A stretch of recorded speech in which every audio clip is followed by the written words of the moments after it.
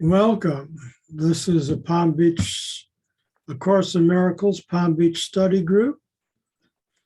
Well, we're here tonight on Chapter 8, Section 8, The Body as Means or End. And it is on page 155 in the book.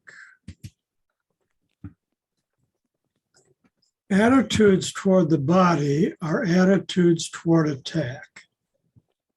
The ego's definitions of anything are childish and are always based on what it believes the thing is for. This is because it is incapable of true generalizations and equates what it sees with the function it ascribes to it. It does not equate it with what it is. To the ego, the body is to attack with. Equating you with the body, it teaches that you are to attack with. The body, then, is not the source of its own health. The body's condition lies solely in your interpretation of its function. Functions are part of being since they arise from it, but the relationship is not reciprocal. The whole does define the part, but the part does not define the whole. Yet to know in part is to know entirely, because of the fundamental difference between knowledge and perception. In perception, the whole is built up of parts that can be separate and reassembled in different constellations. But knowledge never changes, so its constellation is permanent. The idea of part-whole relationships has meaning only at the level of perception, where change is possible. Otherwise, there is no difference between the part and the whole. So let me go over this and kind of reinterpret it a bit. Attitudes towards the body. Now, the body is of the ego. And it's saying those are attitude toward attack. The ego's definition of anything is childish and are always based on what it believes the thing is for. So the ego believes we are a thing, a body, and the ego believes it is for attack. This is because it is incapable of true generalizations and equates what it sees with the function it ascribes to it. So ego's like defining its own terms and defining the body as a means of attack and you as the body. But then sentence 4 says it does not equate with what it is. In other words, what it is its true nature. And the true nature of the body is that it is an illusion. Because we, the we who we know we are, our consciousness, it comes from spirit. We know ourselves to be the child of God, the Son of God, to be spiritual beings. We know that we are not our ego bodies. We're just inhabiting ego bodies. So then sentence 5 says, to the ego, the body is to attack with. It's an instrument of attack, which is why there's always fighting going on. It's basically the ego that causes all of the fighting in the world. And equating you with the body, it teaches that you are to attack with. So the ego tries to make you believe that you are your body and that your purpose is to attack.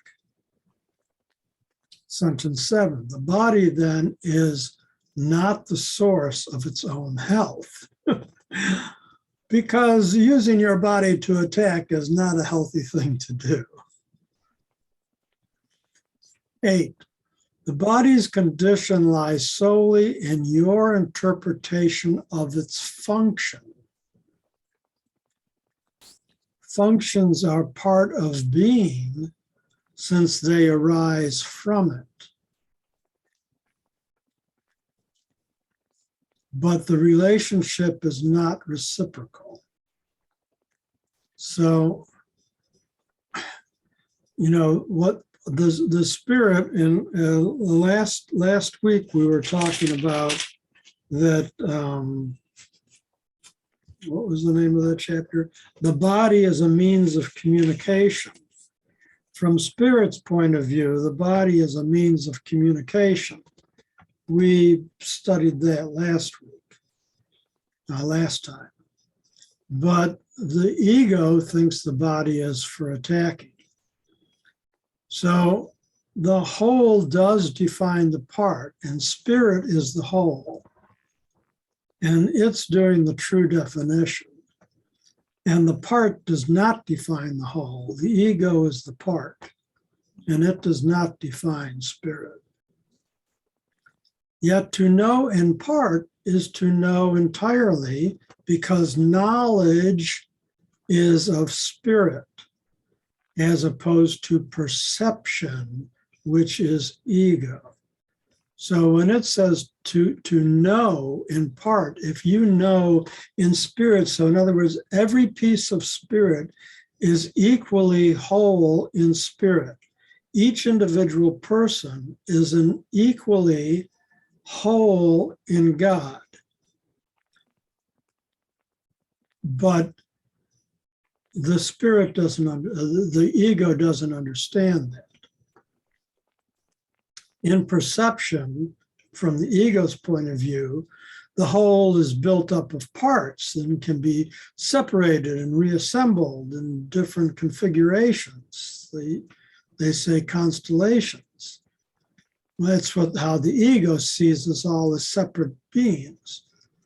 But knowledge never changes, because spirit never changes, and knowledge is of spirit. So its constellation, its configuration is permanent. We are spirit, and that's permanent. So knowledge never changes. It's permanent. The idea of part-whole relationships has meaning only at the level of perception. Only at the level of ego do the parts create the whole is possible. Because from spirit's point of view, there's no difference between the part and the whole. Every piece of the whole is the entire whole. Every individual is the Son of God. There's only one of us.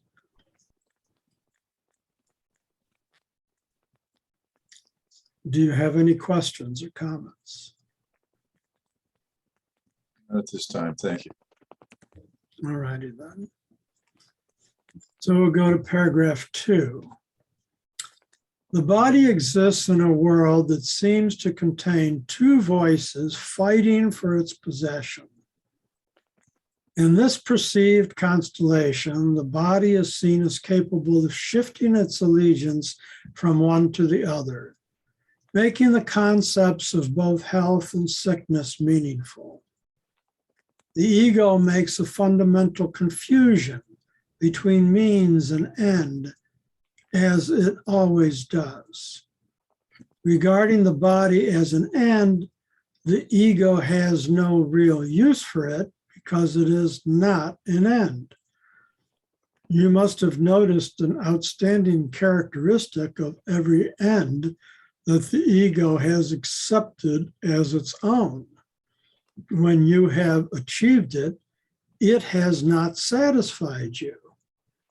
This is why the ego is forced to shift ceaselessly from one goal to another, so that you will continue to hope it can yet offer you something.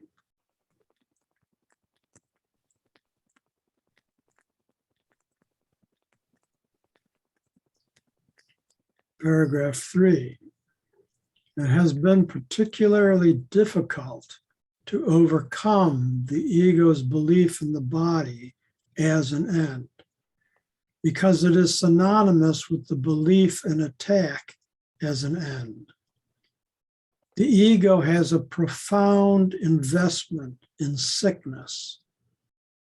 If you are sick, how can you object to the ego's firm belief that you are not invulnerable? This is an appealing argument from the ego's point of view, because it obscures the obvious attack that underlies the sickness. If you recognize this and also decide against attack, you could not give this false witness to the ego's stand. So that's where we have to decide. We have to decide, are we going to believe what the ego is trying to tell us?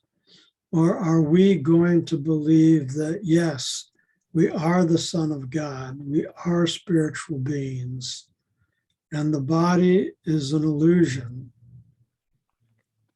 And the difference between sickness and in health is the difference in belief between these two things.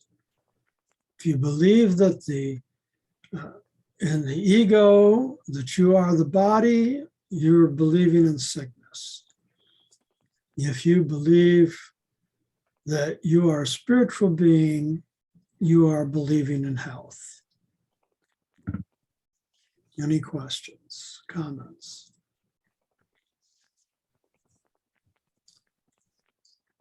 Paragraph 4. It is hard to perceive sickness as a false witness because you do not realize that it is entirely out of keeping with what you want. This witness then appears to be innocent and trustworthy because you have not seriously cross-examined him. If you had, you would not consider sickness such a strong witness on behalf of the ego's views. A more honest statement would be that those who want the ego are predisposed to defend it. Therefore, their choice of witnesses should be suspect from the beginning. The ego does not call upon witnesses who would disagree with its case, nor does the Holy Spirit. I have said that judgment is the function of the Holy Spirit, and one he is perfectly equipped to fulfill. The ego as a judge gives anything but an impartial judgment. When the ego calls on a witness, it has already made the witness an ally. So it's kind of coaching it now in terms of our legal system. How we think of, the witnesses testifying, or like in a debate, you have your pros and cons, and your arguments and your facts. And of course, the ego wants to keep us all balled up in facts and arguments and debate, because that's how it perpetrates itself. Whereas the Spirit is saying, no, there's only one true thing. God is, you are the Son of God, so you are as your Father. That's it, period. There's no debate. There's no witnesses to call. There's no arguments to be made. It's truth is truth is truth.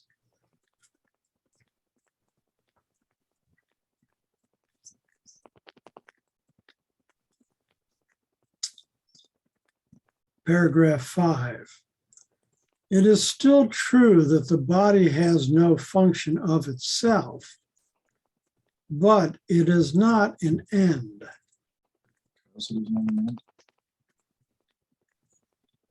Did you want to say something, Ed? This is because it is not an end. Oh, I'm sorry. Thank you. Let me try it again. That would be confusing. It is still true that the body has no function of itself because it is not an end. The ego, however, establishes it as an end because, as such, its truth function is obscured. This is the purpose of everything the ego does. Its sole aim is to lose sight of the function of everything. A sick body does not make any sense. It could not make sense because sickness is not what the body is for. Sickness is meaningful only if the two basic premises on which the ego's interpretation of the body rests are true. That the body is for attack and that you are a body. Without these premises, sickness is inconceivable. And the ego uses the condition of sickness and pain in our body, in our minds, as a way to convince us of its reality. Oh, you don't think I'm real? Well, okay, then feel this pain, you know. So pain is a tool of the ego. When somebody is operating completely out of spirit and still in their body, they don't feel pain and they are not sick. Well, I have a question about this because I see the body as something else besides the function of the ego. And if we were to be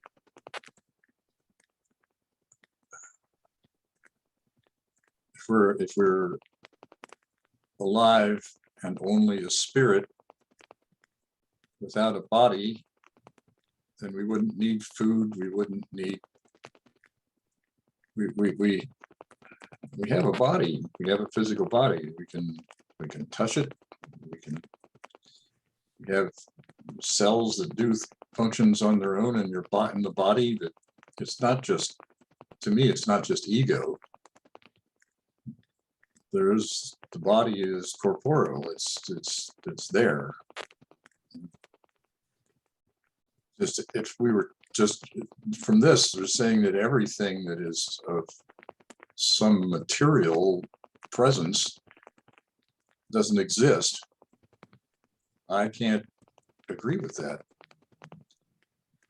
Christ died on the cross because his body was injured, and he came back as a spirit.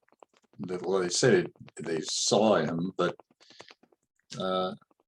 I'm not sure what this is all about. This just doesn't make sense to me in that sense that do you think your body doesn't exist? I think my body is an illusion. It appears. How do you define an illusion then? It appears to exist, but it's not real. It's like a hologram. How do you define real? Because real is of spirit. Only spirit is real. Ego and everything that ego created is illusion. Okay, then what is the purpose of being alive on this earth? Do we have a purpose? Yes, last week we talked about how the purpose of the body is for communication.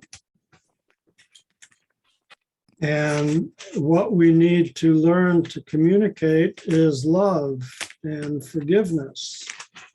So there is a body. The body is a means of communication. Yes. Let me try to put it this way, okay? We're being taught that we are immortal spiritual beings. If you accept that premise, that you are an immortal spiritual being, that means that you have always been, you are, and you will always be immortal.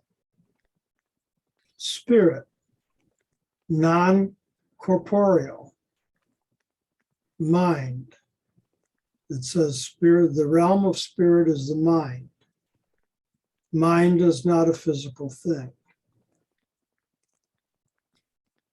You, your immortal spiritual self, is inhabiting a physical body in the ego world for the purpose of gaining experience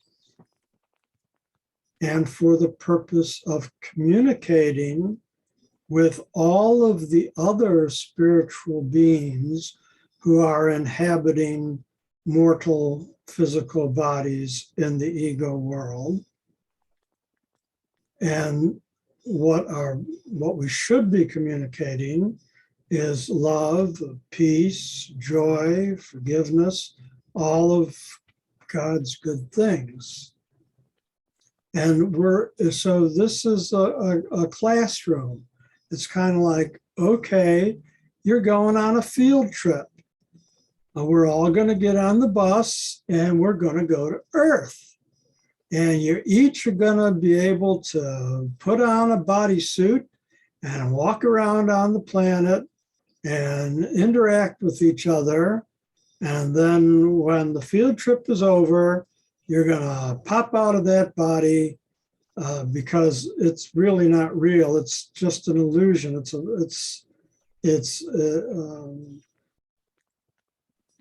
like I said, like a hologram, and you'll be back to your fully conscious spiritual self, which you are and always have been, because in reality and truth, you are an immortal spiritual being. We interact with nature. We interact with plants and animals. All of that is the spirit of life. They're all animated by the spirit of life, just as our human bodies are animated by the spirit of life. The spirit of life is the spirit of life. It's also immortal. So it manifests as human beings, it manifests as plants, it manifests as animals. And all of them die too, because in the ego world, none of these bodies last forever. And then they die. They were born and then they die. They're born and then they die. But they're only born and travel until they die if the spirit of life is animating them. So again, it's kind of like you're putting on a spacesuit and walking around in the spacesuit. Now, when you take the spacesuit off, it dies. Spirit. Okay. Does that make any sense? Yes, it does. Thank you very much. So now the key is to understand that to realize that and to believe that. Because if that's what's going on in your mind, then you're learning the lesson. You're on the road to graduation. See, there's lots of people in this world, they're sent to school on earth, and you know what? They flunked their grade. They did not learn their lesson. They have to come back and do it all over again. But those who study and learn and realize and understand, then they can graduate from the school. And that's what the book, The Course in Miracles, is trying to teach us, how we can get on the path to graduation. And where do we graduate to? Well, then a spirit is immortal. So there is no beginning and no end. We're immortal beings. There's always something else. I don't know what's after we graduate from the school of earth, but there's always something else. But I'm still here on earth and inhabiting this ego body, so I can't answer that question. Okay. All right.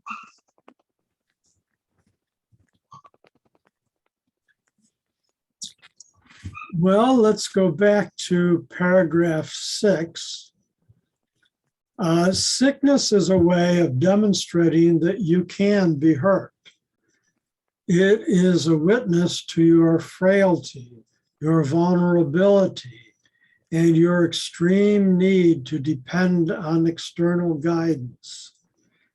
The ego uses this as its best argument for your need for its guidance. It dictates endless prescriptions for avoiding catastrophic outcomes. The Holy Spirit, perfectly aware of the same situation, does not bother to analyze it at all. If data are meaningless, there is no point in analyzing them. The function of truth is to collect information that is true. Any way you handle error results in nothing. The more complicated the results become, the harder it may be to recognize their nothingness. But it is not necessary to examine all possible outcomes to which premises give rise in order to judge them truly. So again, the ego tries to trap us in all of this falderal. And Spirit is saying, no, it's all meaningless. Don't even be bothered. Once you realize that you're the Son of God and you hold that to be true, that's it. You don't have to bother with all of ego's falderal. But the ego will try to keep us sick, keep us hurt, to keep us trapped in the ego thinking. Paragraph 7, a learning device is not a teacher. It cannot tell you how you feel. You do not know how you feel because you have accepted the ego's confusion and therefore believe that a learning device can tell you how you feel. Sickness is merely another example of your insistence on asking guidance of a teacher who does not know the answer. The ego is incapable of knowing how you feel. When I said that the ego does not know anything, I said the one thing about the ego that is wholly true. But there is a corollary. If only knowledge has being and the ego has no knowledge, then the ego has no being. Again, It's a dream. It's an illusion. It's not real. It's a hologram. It just appears to be real.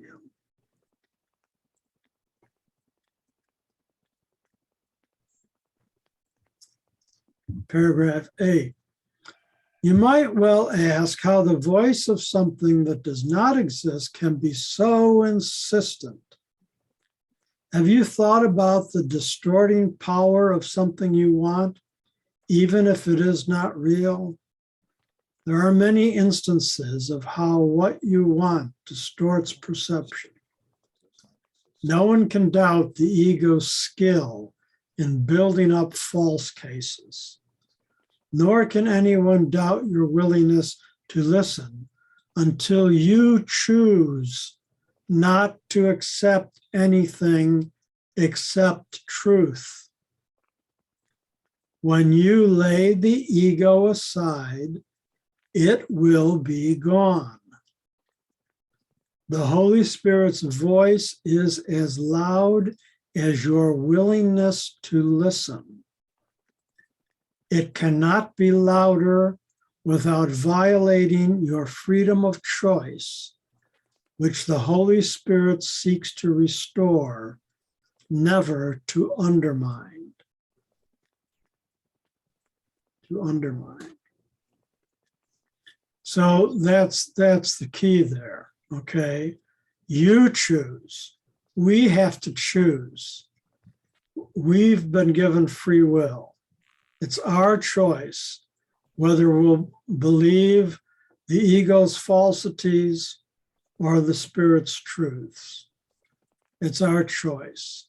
And until we choose not to accept anything except truth, when we choose not to accept ego, but to accept spirit, when we lay the ego aside, it will be gone, because the only thing that's allowing the ego to be there is our belief in it. When we give up our belief in the ego, it just disappears. I've made the analogy before.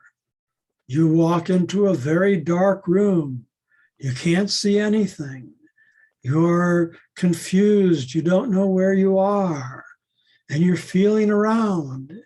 And you find a light switch on the wall. And you turn on the light, and all of a sudden the darkness is gone. Because the light is there, you can see everything.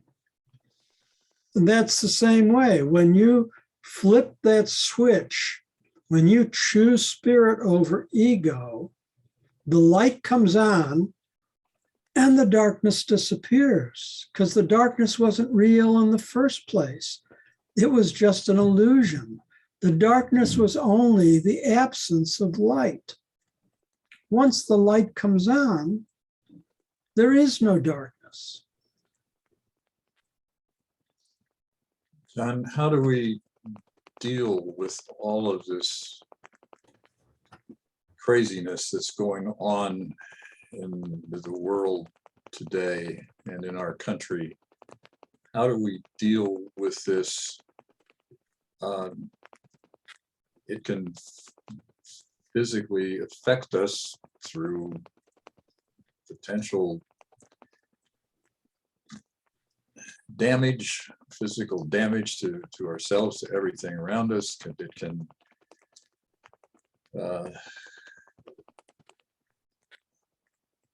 can create problems in terms of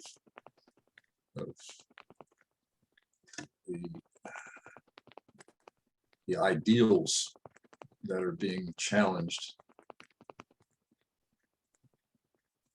Do we just ignore all of this that's going on? No, we don't just ignore it, but we need to learn how to deal with it in a spiritual manner. And the Spirit teaches us to love and forgive. And those are the two keys. So, like, you know, when we're at the Quaker meeting, And first of all, we sit in silence to listen for spirit within ourselves, because we understand that the spirit is within us, within our minds, and that we have a direct link to spirit in our minds. And then at the end of our hour, we ask, are there any concerns to be held in the light? And people talk about all kinds of different problems, individual and worldwide, personal and with the plants and animals, the climate, all kinds of different things. And we take a moment to sit there and hold it in the light. So what does that mean?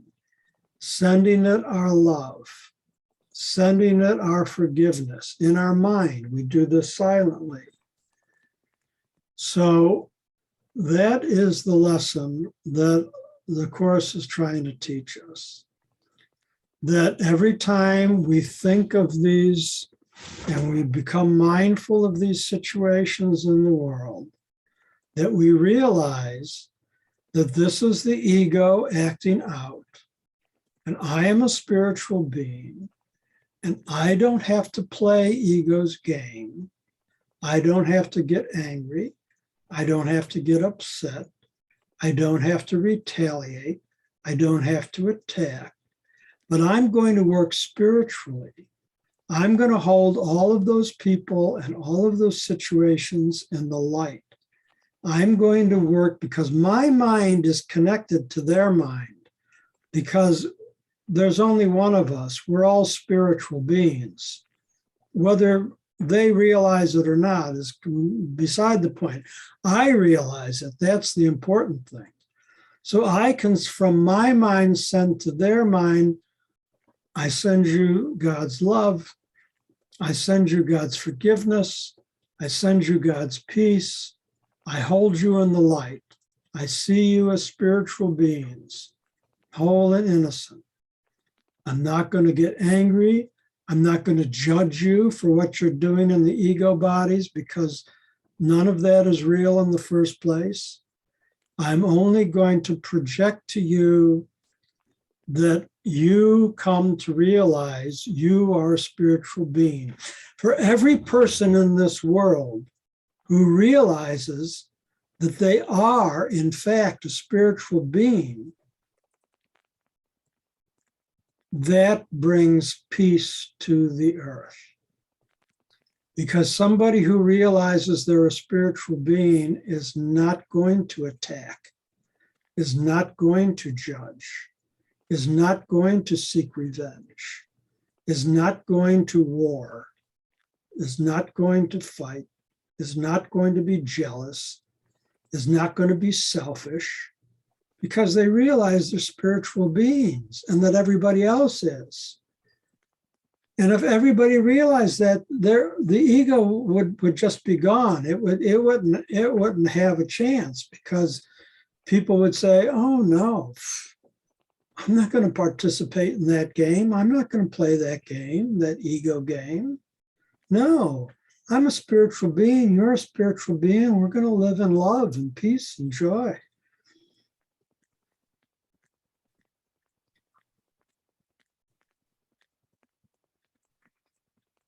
The ego seems to rule today in this It country. always has. It always has, not just today, all through the history of mankind. As long as there's been physical bodies, because like I said, we're not our bodies, we're spiritual beings. But as soon as we started inhabiting physical bodies to have experiences here on planet Earth, we've been trapped in ego. It's always been, not just today.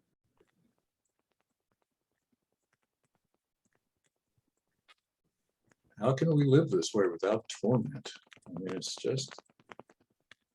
Well, it's an individual decision right now, because the planet not ready to embrace these teachings as a whole. The only thing you have control over is yourself. The only thing you have control over is your mind. The only choice that you can make is what you're going to believe, how you're going to act, how you're going to react. And that's nobody can ask any more of you. You have to decide for yourself, and so does everybody. I guess I stopped reading the newspaper. I stopped watching the news. I just locked myself up in a closet somewhere. And Well, it's not a question of avoiding those things. It's a question of every time you become aware of those things, you hold them in the light. You sit there and meditate and you say, you think about all of the war going on in the Ukraine, for example, and you hold those people in the light. You say to yourself, my spiritual being is sending love and forgiveness to all of you on every side, no matter who you are participating in that. I know that you're spiritual beings, and I'm projecting that to you. And I'm asking you to embrace the love of God that you are, and to come to realize that you are a spiritual being, like I'm realizing that I am a spiritual being. And so it's just another word for prayer. I'm praying for them. You see so-and-so on TV and he's blah, blah, blah, blah, blah, and you say, I'm praying for you. I'm not going to judge you.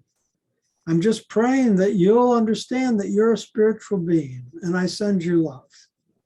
I send you forgiveness. I'm not going to judge you. into DeSantis.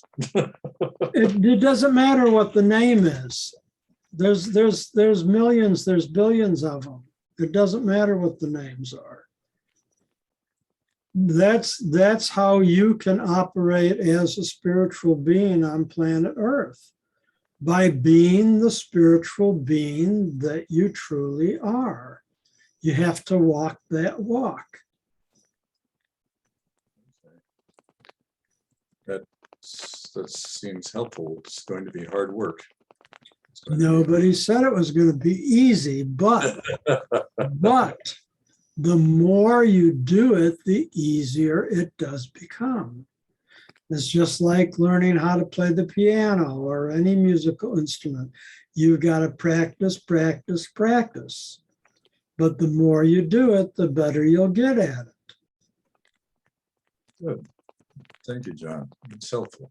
It is. You're welcome. We have one paragraph left for this section. Paragraph 9. The Holy Spirit teaches you to use your body only to reach your brothers, so he can teach his message through you. So that's just what I was saying. We use our bodies to reach out to our brothers so that Holy Spirit can work through us to teach the message of love and forgiveness to them. That's what we should be using our bodies for. This will heal them and therefore heal you. Everything used in accordance with its function as the Holy Spirit sees it cannot be sick. Everything used otherwise is. Do not allow the body to be a mirror of a split mind. Do not let it be an image of your own perception of littleness. Do not let it reflect your decision to attack. Health is seen as the natural state of everything when interpretation is left to the Holy Spirit, who perceives no attack on anything. Health is the result of relinquishing all attempts to use the body lovelessly. Health is the beginning of the proper perspective on life under the guidance of the one teacher who knows what life is, being the voice for life itself.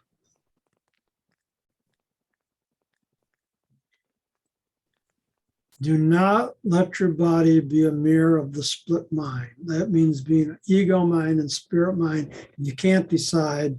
You're stuck in the middle and you're thinking with ego. You're trying to think with spirit. You have to decide. You have the free will to decide. You have to decide for spirit in every situation.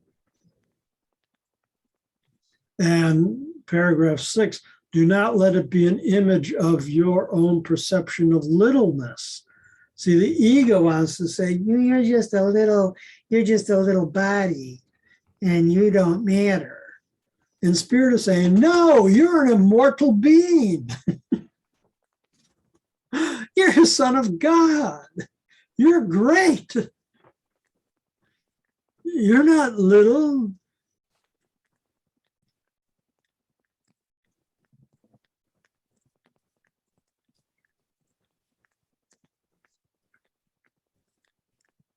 Anything, Ed? Thank you. It's just very enlightening. Yeah, go when you look in the mirror, say, oh, look, there's a spiritual being inside that body. Wow, yay, that's me. Think of yourself that way. That's what people say to me, do you believe in God? And I say, I don't have to believe in God. I am God.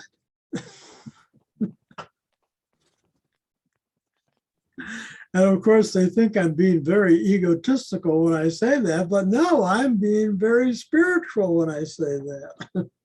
I'm a spiritual being. I'm not an ego. I am God. So when you get up in the morning, look in the mirror and say, hello, God, how you doing today? Yeah.